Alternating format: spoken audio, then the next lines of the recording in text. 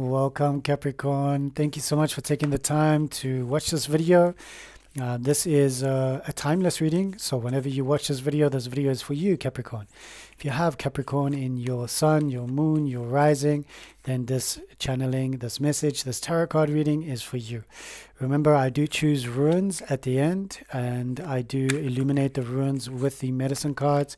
The medicine cards also give us a message from the animal kingdom, and that always brings in a lot of illumination. This is a card that just popped out, the Seven of Wands, and we understand that the Seven of Wands is all about victory, hope, and a positive sense of defending yourself. So it is a great time to be alive, and if we do everything in alignment with our heart, our true spirit, we never get thrown off course. Well, we might be tempted to, but we always find our balance because we have our connection. So let's see how your connection is playing in this beautiful reading for you. Yeah, comment down below. I'd love to read where you're from. What part of this reading did you enjoy the most? And yeah, thank you. Now, if you'd like to know anything else, everything is in the description down below. Have a look. I've got some beautiful, incredible brothers and sisters whom I connect with, and they all have their own channels. They have their own pages, and go check them out. Go give them some love, just as you're giving me some love. Thank you. And I'll give you some love in this beautiful reading. You sacred being. All right, let's have a look. Okay, the creator is below you, and we understand that the King of Wands is speaking to you all about security, warmth, and strength. Security, warmth, and strength. You're beautiful, Capricorn. All right, this is the Two of Swords, and the Two of Swords is speaking about a decision you need to make. It's also feeling like you need some solutions, but there's some difficulties. There's a little bit of entanglement in your mind area, almost like an intellectual arena. And the sensation of these vibrations or these frequencies is almost causing you a little bit of discord. It might be a feeling of pushing you towards a decision that you're not too sure if you should make. So let's help you. Let's help you in this tarot card reading, and let's see what are the major challenges. Two of Cups is your lesson card. This is all about love, friendship, and connections. So your lesson here is about love. Your lesson here is about connections, friendships. But is that the particular choice that you need to make at the moment? Is that why you've chosen, or you're represented by the Two of Swords? You know, these two swords, these beautiful two opposing forces, and each one of them looks right. You know, each one of them looks like it's a good option, a good opportunity for you. But you do need to make a choice. The fact that the lesson card or the challenge is Two of Cups, it just means that there's a lot of emotions involved. There's a sensation of, if I do this, will I be hurt in the long run? Will it benefit me short term? And will I not be able to succeed further on down the line? And all of those wonderful questions that do pop up for each and every one of us. So yeah, I can see you. It's beautiful. You've got a Four of Swords here, which is about postponement, but it's also rest, relaxation, and being patient. That card where it's been pulled out and placed is in your subconscious realm. So your subconscious is asking you to just be like chill a little bit. Don't overthink things. Don't do anything too rash right now. Just relax. Don't do something you're going to look back and go, if I was just a little bit more patient, you see what would have happened. So it's a sensation of just be kind to yourself right now. Yes, you know, the water might be boiling in the pot, and the lid is going brrr. Just turn the temperature down. What do you call it? The dial, yeah, on the gas or on the electric. Just turn it down so the water doesn't boil so much, and that means turn down the fire inside of you. Okay, whatever that fire is, passion, drive, success, fame, fortune. Right now your subconscious is asking you to just rest. Take a moment and rest. We can see in the card, this individual has got almost like a robe that they're wearing, or a tunic, or a t-shirt, and you can see the colors in the t-shirt are the same as in the picture, and that means that you can see where you want to go, but you're not yet there. And you can see the person is very gray, very dull, just like the rest of the picture around the frame. All right, and the frame is in yellow. Okay, it's in yellow or gold, and that is your solar plexus. It's something that you really desire. We understand that, but just chill for a little bit.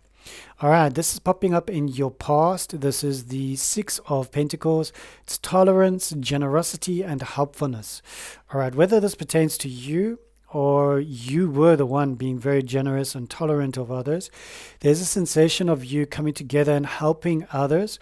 There's a sensation of you being helped and assisted by others. Speaking of you, you beautiful Capricorn, I think it was you who was helping and gifting others. You are a giver, no doubt about it. You have of late discovered how to receive. And it is an ebb and a flow of the ocean. As we give, then we are able to receive. And there's a beautiful ringing about it. There's a beautiful unity of our mind, body, and soul when we give and we receive. And there's a beautiful compromise in those feelings, those vibrations.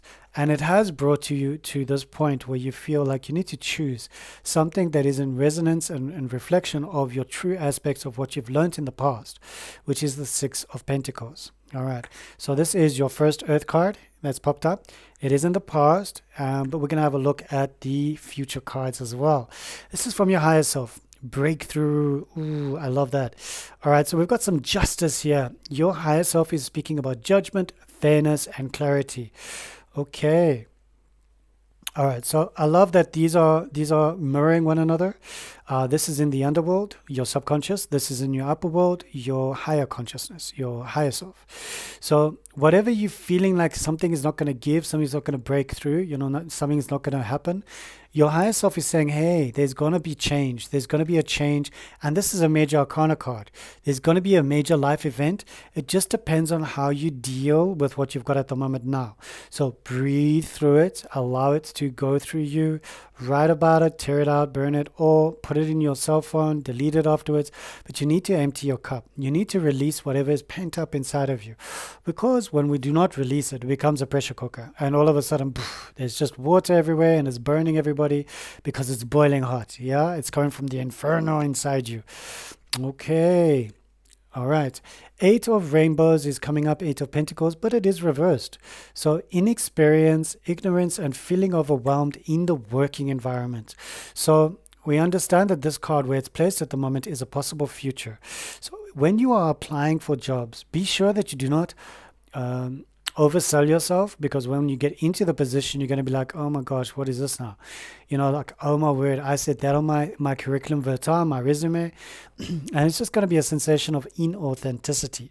So try and regulate yourself so that you can turn this into a positive card for you. Understand that you do not need to oversell yourself. You do not need to, even if the environment is not right, align here. When you align here, everything happens for the right reasons. And I've got, it's a cute little Mickey. I've got a little Mickey. But I think it's all the plants, yeah. On another video I was watching, I was like, what is that? Is that a little fairy? Well, I think it's like a little Mickey. We call them Mickeys here. I'm not sure what you call them. So cute. Anyway, sorry. ADHD moment. Which I'm not shy of. It's okay. I love them. I love you. I love you. I love you. I love you. I love you. I love everybody. Everything. All right. So understand that overselling yourself is only going to be detrimental to you. Okay. Yes, the employer is going to be most disappointed. But you know what? You're going to be most disappointed because you're going to have to pack up and move on. So be wary of how you market yourself for your future, for your career, for your success. I do love the fact that you've got two earth cards on either side of you. All right. Your past, where there was compromise, but there was success. There was some good vibrations. All right. And the future, where it's a bit of a warning. It's saying, Eight of Pentacles is normally a really good card, but because it's reversed, we want to understand what is the underlying factor about you wanting to maybe possibly bring yourself into this moment where you feel ignorant, where you feel inexperienced, and almost a sensation of feeling overwhelmed. We don't want that for you. Nobody wants that for you. Definitely you don't want that for you. All right, we're going to be pulling more cards on that level. Okay, so we've got the Three of Swords here, which is isolation. It's also about you're looking for a way out, liberation, and heartbreak. So this card represents how you see yourself right now. So how you see yourself right now is a bit of isolation, a bit of heartbreak, a bit of pain, a bit of suffering, and I can understand that. I really, really can, and I'm just connecting with Jeremiah.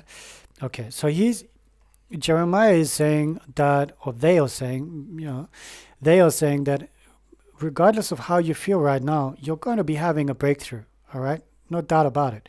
So stay the course, steady your rudder. Don't be so nervous. Don't be so anxious. Allow yourself to breathe through everything because, yes, this is hurtful. This is painful. And it can lead to trauma triggering and triggering past trauma that maybe you have not healed. And now is a good time to heal it. But if you're not with healers, then work on your Ho'oponopono prayer. Work on forgiveness. Work on releasing. Draw in the love, the protection of the angels, the archangels, the star nations, whomever you work with that is here for your highest good. Call upon them so that they may surround you in so much love, so much compassion, and lift you up, elevate you, yes, to the level where you deserve to be. This is how other people see you, okay? And this is the Four of Wands. It's a Four of Fire. Peace, happiness, and harmony. So even though you're feeling a bit of heartache and pain and sorrow, you hide it away really well, don't you? You hide it away, but I think each and every one of us has some heartache and sorrow. But the fact that this card has popped up in the area where it's how you see yourself, it means that you're not allowing yourself to shift gears. You're staying in the first gear and you're going, "Rrr." You need to shift into second, then third, then fourth, then fifth, then sixth, then seventh, then eighth, depending on what car you got. So you can go into a cruise gear. If we are stuck on the old times, on old memories, on old reflections of what was good, those great good years, and that whole, what is it? It's like a brain framework of the brain where it says, yeah, but remember this and remember that. And I'm like, yeah, but what about now in this moment? And many folks, many humans, many sentient beings struggle to accept and to evolve and to release, the old, no matter if it was good or bad. Because even the bad, they're like, yeah, but, this happened and that happened. And you're like, okay, but when are you going to release that? And how long ago did that happen? Oh, it was 24 years ago. Okay, so why are you still carrying that in your heart? I'm not, but I'm just saying. That old saying, I'm just saying. And I'm being a realist, and I'm being a this, and I'm being that. I understand, Capricorn. You are very grounded, but it is time to let go and to bring in a bit of maturity, but in the positive sense. So we've got the Ace of Rainbows, the Ace of Pentacles. Right now, your fears are missed opportunities. Your fears are financial problems, and your fears are bad investments. You are so worried about it that it's coming up in your reading. It's like, boom, there it is. So even though your fears are that, your hopes are for great investments. Your hopes are for positive financial freedom, liberation, and energies that can lift you up. And I love the fact that these three Earth cards, compromise, ordinariness, and maturity, have shown up for you, because it does illuminate the space for you on many horizons and in many realms of the mind, of the psyche. It helps me to better understand what you are seeking. You are seeking something more stable, something more secure, more safe. You don't want anything too radical, too crazy, something that you have to now think about too much. That's what's happening at the moment. You've got the schizophrenia card. You've got this card that just makes you feel like, but all these choices, all these areas in my life that I have to now make a decision. And yes, it's based on love. It's based on friendship. It's based on friendliness. It's based on a compromise or a lesson that you're learning right now. So I'm not too sure what's potting. Comment down below if it resonates with you. There is a sensation of the earth, so material wealth, moving, possibly thinking about moving, taking yourself to the next level. But your hopes and your fears about the movement is, at the moment, it's tipped. It's more in the reversed. So that means you need to take some time out, and just breathe, become aligned with the positive frequency. Your positive frequency is going to attract your positive outcome. Okay. That is the queen of sharing, okay, or queen of fire, shall we say, queen of wands. Right now, she's reversed. It's aggressiveness, selfishness, insecurity. When we don't get what we want, when we don't find the good ending to a story, we get aggressive, we get abusive, we get a bit self-centered, we get a little bit, and we feel insecure. We're like, well, if that's not happening and this other thing is happening, then how is that going to serve me? And how is it going to help me? And it's me. So I totally get it, but it is a fire card. So understand that fire torches the earth. So you are an earth element, and the fire that's coming in here from the Aries, from the Leo, from the Sagittarius, it can be very intense to the point where it almost makes you feel hardened inside because fire scorches the earth. It makes it rock hard. But understand, life is full of seasons and cycles. We have spring, then we have summer, then we have autumn, then we have winter. And this perpetuates for eternity, as far as I understand it. I know some scientists say, oh, but things could change, with the axis and the this and the that. And I'm like, okay, where are you taking it from? And it's interesting, interesting times we're living in. So don't overthink it. Don't overanalyze it. Don't bring yourself into a state of disrepair, and don't compare yourself with anybody. So this is sitting in the past, okay? It's beneath the comparison, at least the compromise. So 5 of Swords, it's not reversed, so that's great, but it's also unwinnable, sneakiness, and defeat. So you felt something, and it's almost like it's still in your subconscious mind where it's sitting, all right? So these two are sitting together. All right, and this is in the underworld, in your subconscious mind. So you're feeling that loss, that fear, like, if I don't do something, then is something else, almost like FOMO, fear of missing out. But the cards are asking you to just chill, just relax, just take a beat. And this sitting in the past is speaking about what you need to take a beat about. Take a beat about comparing yourself to others. Don't analyze but Sarah and Sally and Angie and Bethany have got all these great things happening, but Christopher and Derek and Andrew and Bradley have got all these other things happening. Stop comparing. It's going to drive you my sugar. Okay, go back down to the basics. Go back down to the earth medicine. Go back down to gratitude. Go back down to your breath. Okay, very, very important. No more comparing. You've got everything that you are so deserving of, all right? And even though you might be feeling, you don't know what I've got, you don't know my struggles, you don't know this, you don't know that, and I'm like, I know my own struggles. And the beautiful thing about Buddhism is Buddha said once to one of his devotees, he said, because one of the devotees was an emperor, and the emperor said, but my struggles, my suffering, my this, my that is so much more than any beggar or pauper on the streets, in my villages or in my towns or in my cities. And the Buddha looked at him and said, no, it's not. Suffering is suffering, whether it's a rich man suffering, a poor man suffering. And the emperor was most unimpressed. And that caused him more suffering. So, but the brain, think about it scientifically, the brain, when it suffers, it releases certain chemicals and hormones. And it's the same whether it's a rich person's brain or a poor person's brain. If the experience through the senses is something untoward, it's going to experience suffering. Okay, so suffering is suffering. I get you. Don't worry. I understand. And it sucks. But I love the fact that the Chariot card popped up. It is along the past. It is along in the upper stratosphere, shall we say, of your higher self. And the Chariot card, if we understand this correctly, for you, there was a departure, there was a lot of discipline that you needed to learn, there was a lot of courage that came through, fortitude almost, that came through from the past. So now I'm getting happy because we're moving from the underworld into the upper world, and there isn't such a doom and gloom feeling, especially with the Chariot card and the Justice card right next to one another. I love that. So understand that justice will always be served. And right now, it's in your favor. It's not upside down, it's upright. So this is a very good omen, okay? And this is departure, good vibes, but it's sitting in your past, but it's speaking about how you got to this level here. There was some travel involved in your past. You had to move the kids, you had to move this, you had to move that. You had to travel. There was a journey that you went on.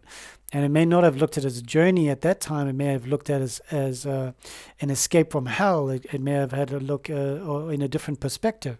But it helped you to have a breakthrough in your life. So when you look at it from a different angle, a different point of view, then all of a sudden everything happens for its reasons. All right. So you've got the Tower, and it is reversed. This is collapse, stormy times, and restlessness. All right. So this is where it's sitting. And I love the fact that you've got these major arcana cards in your upper stratosphere, okay? In the Hanakpacha, if you want to call it. And the Uhupacha, you've got your comparison. So, yeah, it's quite amazing, actually. I'm getting a bit of what do they call it? Goosebumps, angel bumps. Yeah, space bumps. So, Chariot, Justice, and Tower. Tower is always indicative of a huge change, a radical shift. Your core, your foundation is still the same. You're still the same beautiful being that you've always been. But there's going to be a rattle and a shake-up. There's going to be a change in the physical environment. The tower is going to tumble, all right? It's going to fall, and it might just feel that it is not the right thing, but it will be. In the future, you will understand it a little bit better than I understand it because you'll be living it, all right? Projections, the Seven of Cups. We've got this beautiful emotional card popping up, a warning, hope, and choices. So, all right, so I understand it a little bit better now. There is a need for you to be transparent about your emotions, your feelings, your deep desires. It's almost like you're hiding what you truly want, even from yourself, to some degree. You find it frustrating that people can't actually read your mind. People can't be telepathic, because then you have to break it down for them. And sometimes you don't even know how to break it down. You don't know how to overanalyze it yourself, because you're like, but I'm working with my own brain here. How do I break it down for somebody else when I don't even understand it myself? The whole theme here is not to get bitchy, not to get arrogant, not to get aggressive, not to get reactive. All right. If that happens, it will be an unpleasant experience, not for everybody else, but for you. Okay. And why is that said? Because a lot of people that have got this fiery temperament, they're like, oh, but if they just, da da da da da, and I'm a blowtorch, and I'm this, I'm that. I'm like, you're also water, you're also air, you're also earth, you're also fire, you're also spirit. You've got all these elements inside of you. You don't have to be the one. Yes, life has been tough. Life has been interesting. Life has been hard knock school, all these various different terminologies for it. It does not mean that you need to become a hard knocker, on other people. That would just be indicative of you not having learned the lesson and not having integrated the compassion for the experience that came to you in that moment. Yes, could have been child abuse, could have been husband abuse, woman abuse, wife abuse, could have been parental abuse, any kind of abuse, corporate abuse, living on the streets abuse, any kind of abuse. Remember, the brain understands suffering, period. Okay? Well, some people say, oh, but my experience was worse because I had physical abuse. Yeah? And I say, okay, so how do you equate that as different? Because no, I had the bruising and the scarring. And then another person would say, mine wasn't that bad, mine was emotional abuse. And the other one would say, well, mine wasn't that bad, mine was mental abuse. And I look at them and I think, and then maybe a fourth one will say, it's spiritual abuse, from the spiritual forces. And I'm like, guys, it is abuse, period. You do not need it anymore. You do not need to visualize it, manifest it anymore. There are two points, two sides to the manifestation. One is there's a collective energy that is forcing these circumstances, these events to rise. When we are living in a particular country with a lot of karmic debt, a lot of karmic energy, a lot of pain, a lot of suffering, when we are living in an environment where we don't know whose graves are buried beneath us, then we understand why those energies start to try and play with us. It's the energies of the land as well. So understanding that sometimes when you feel reactive, it could be due to a lot of circumstances, not just your own suffering, but the land suffering. The land suffering, and there are ways to help the land. There are ways to help the land, to pray with the land. You can offer something to the land. You can offer a gift, a despacho. You can offer something like sweet corn. You can offer some incense. You can offer some. You can burn some candles while you're sitting around the hole that you dig. And usually, where the sun is rising, you wanna dig the hole there. So it's facing east. You sitting, you're facing east, and you can do all kinds of beautiful ceremonies to heal the land. All right. White sage, Palo Santo. You can use African sage, Impepu. You can communicate to all your guides and beings of love and light. But remember, do not take it on. Do not take it in. You are not a God child that is here to change things quickly. No, your body will absorb it and become sick. All right. So space yourself. Take time to relax, to not resent. You don't want to become a resentful individual, all right? You want to be a very beautiful individual. And I believe that you are. I believe that life, circumstances, periods, and stages in your existence, in the molding, in the growing of who you were, have almost turned you into a bit of a better person because they weren't pleasant experiences at all. But I do understand, and I do see, and I do feel that you can feel the maturity that has led you into this moment and that is guiding you above. All right. So let's put the beautiful crystal down. I love you, baby. You're such a beautiful from Mother Earth. All right. Let's have a look at what are the gods telling you? What are the gods telling you? Let's have a look. We're going to do it with our left hand. We're going to just do some dropping, random dropping. Here we go. Oh, okay. That's 5 beautiful. Okay.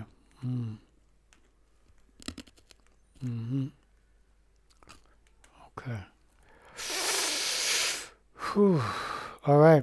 So if we have a look at this, we've got, all right, this first one that pops up, which is very beautiful. It's Ingus. Ingus is fertility.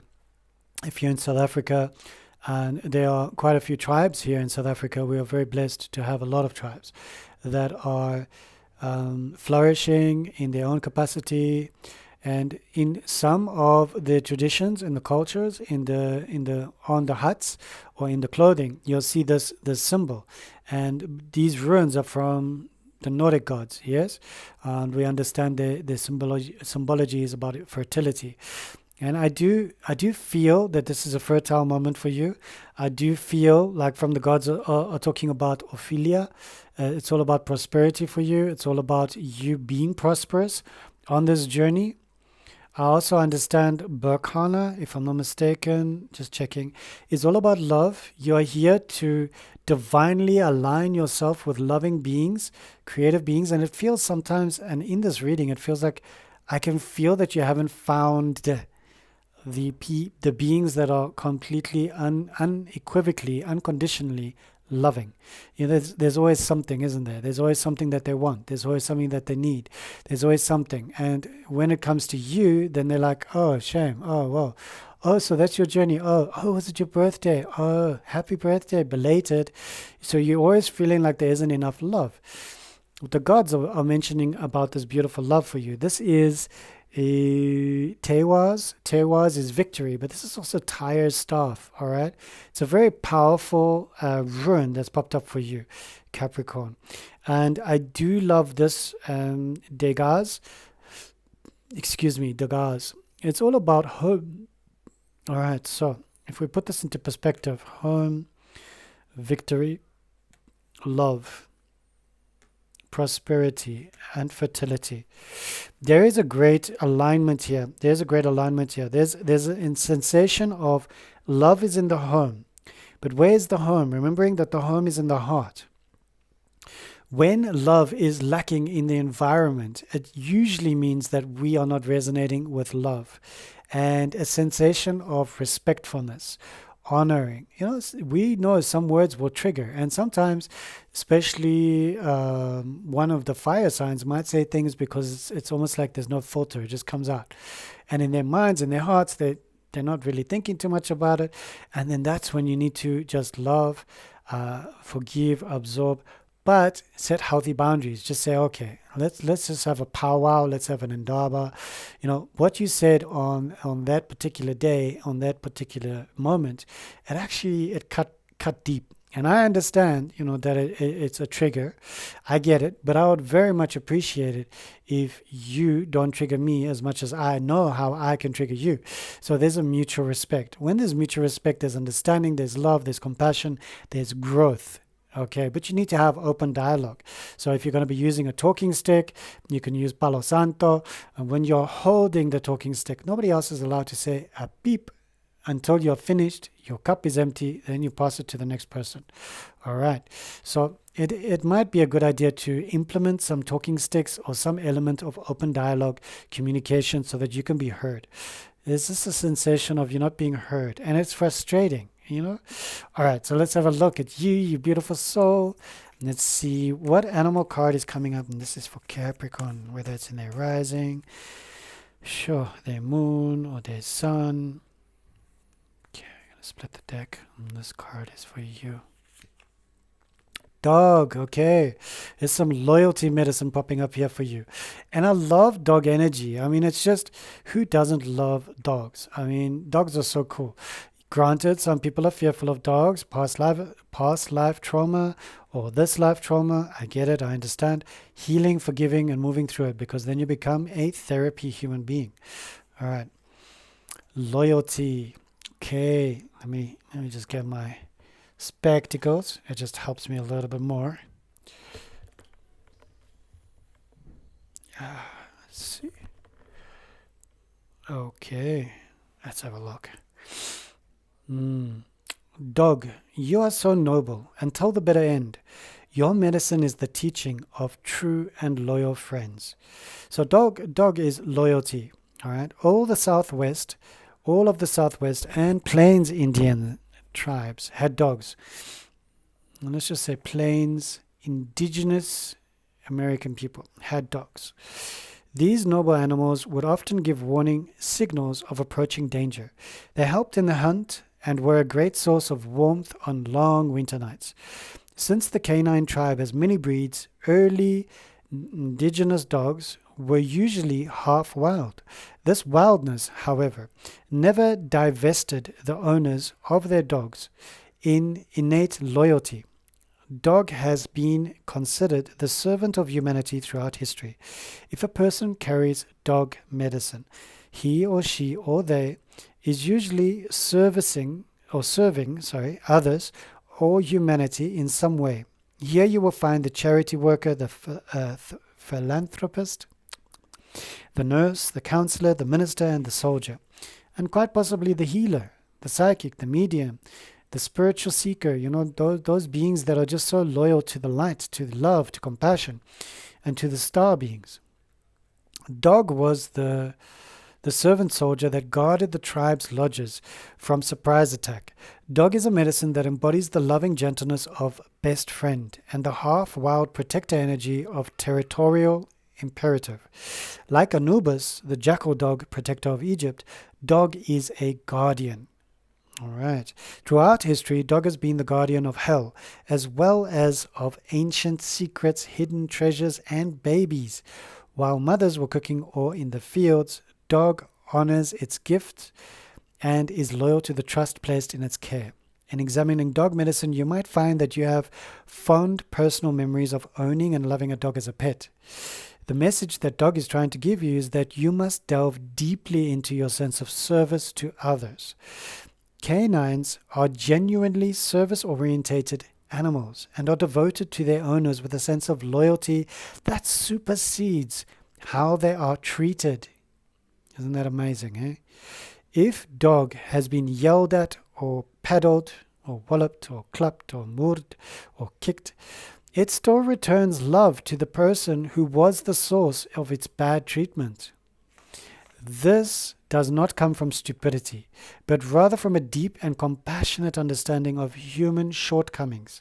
It is as if a tolerant spirit dwells in the heart of every canine that asks only to be of service.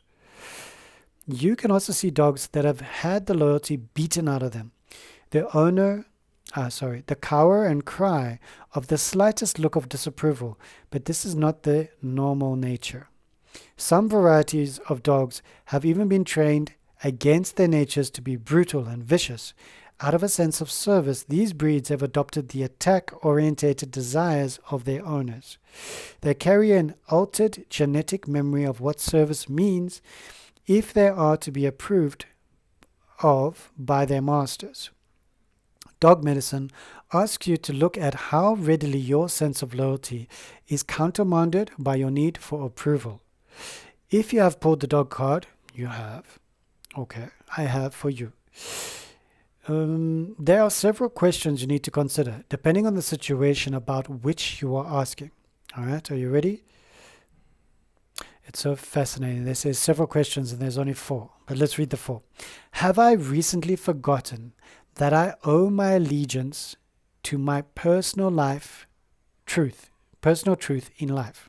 Apologies, a bit dyslexic. So let's read it again. Have I recently forgotten that I owe my allegiance to my personal truth in life? All right, that's number 1. Number 2, is it possible that gossip or the opinions of others have jaded my loyalty to a certain friend or group? I'll read that one more time. Is it possible that gossip or the opinions of others have jaded my loyalty to a certain friend or group? Number 3, have I denied or ignored someone who is trying to be my loyal friend? Sure. Have I denied or ignored someone who is trying to be my loyal friend? That's quite a powerful one, eh? Each one of these are powerful. Number 4, have I been loyal and true to my goals? Have I been loyal and true to my goals? You see what my brain did there? When it said true before loyal, I'm like, no, but I'm sure it was the other way around. Yeah. So these are very important questions to ask yourself. And however you replied, that's where you need to work from. All right. So the key is to understand. We need to get those trigger questions so that we can understand where the healing needs to begin. So working on that, you should be able to almost like excommunicate yourself from your feelings of grief, sadness, bitterness. And just align yourself with this beautiful energy of the dog medicine, which is all about loyalty. Absolute loyalty, and loyalty number 1 to yourself. All right, beautiful. Thank you so much. So if you've enjoyed this, please comment down below. I'd love to read your messages. Share with me where you're from. I'd love to read where you're watching this. I'm in Johannesburg, South Africa. It is a great honor and a privilege for me to be of service to you.